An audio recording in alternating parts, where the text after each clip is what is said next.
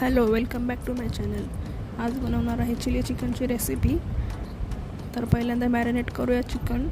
यात घेतलं आहे मी कॉर्नफ्लोअर, मैदा, मीठ, काळी मिरी पूड, soya sauce, red chilli sauce, आपला लाल मसाला,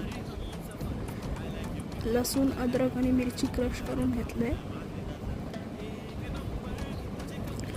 एक अंड फोडून घेतलं आहे चांगलं कोटिंग व्हायसाठी. चांगलं मिक्स करूया.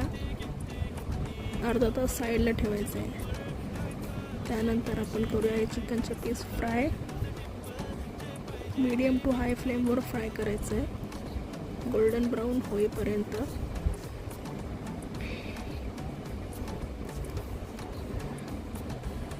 दोन्ही साईडून चांगले फ्राय करून घ्यायचे आहेत.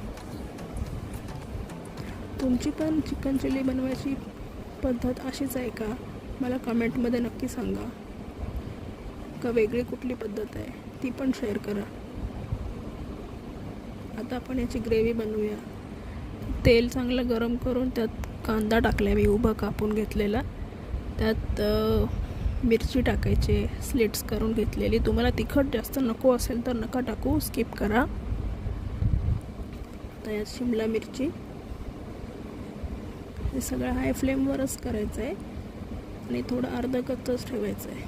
ह्यात मगच राहिलेला अद्रक, लसूण, मिरची क्रश करून घेतलेली ती टाकायची. आपले चिकनचे पीस फ्राय केलेले